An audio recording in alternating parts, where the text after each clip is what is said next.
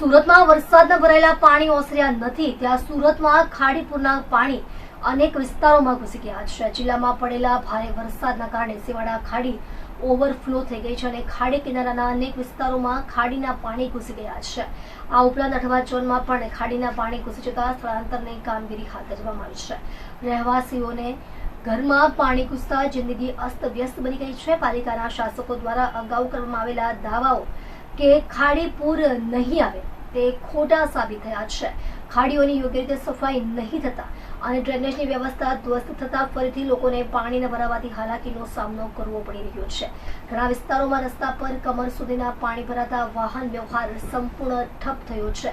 સુરત શહેર અને જિલ્લામાં સોમવારથી શરૂ થયેલા સતત વરસાદના કારણે સુરતમાંથી પસાર થતી ખાડીઓ બંને કાંઠે વહેતી થઈ છે, જેમાં સેવાડા વિસ્તારમાંથી પસાર થતી ખાડી ભયજનક સ્તર કરતા ઉપર વહી રહી છે। તેના કારણે વરાછા ઝોનમાં ખાડી કિનારે આવેલા અનેક વિસ્તારમાં ખાડીપુરના પાણી ઘૂસી ગયા છે। આજે સવારે વાદળછાયા વાતાવરણ સાથે વરસાદની બેટિંગ શરૂ થઈ છે।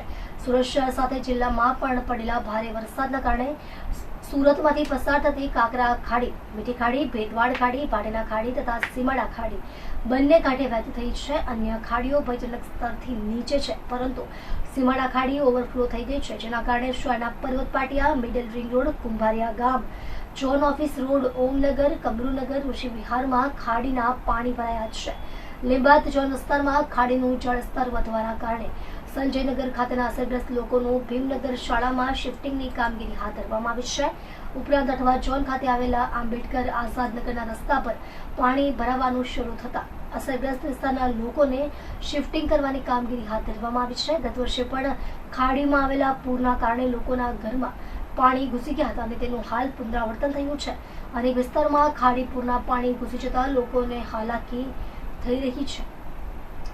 સુરત પાલિકાના લીંબાદ ઝોનમાં વરસાદી પાણી સાથે ડ્રેનેજના પાણી પણ નીચાણવાળા વિસ્તારમાં ભરાવાની શક્યતા હોય પાલિકા તંત્ર દ્વારા ખાડી કિનારે પંપ ગોઠવીને નીચાણવાળા વિસ્તારમાંથી પાણી ઉલેચીને ખાડીમાં નાખવા માટે પંપ મૂકવામાં આવ્યા છે।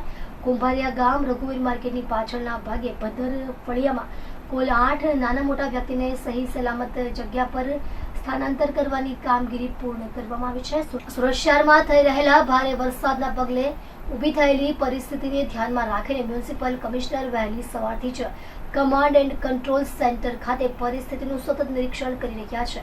શહેરના સંબંધિત અધિકારીઓને તાત્કાલિક ધોરણે જરૂરી પગલાં લેવા અને પરિસ્થિતિને નિયંત્રિત કરવા માટે સૂચનો પણ આપવામાં આવી રહ્યા છે। તંત્ર દ્વારા નાગરિકોની સુરક્ષા અને સુવિધા સુનિશ્ચિત કરવા માટે પૂરતા પ્રયાસો કરવામાં આવી રહ્યા છે।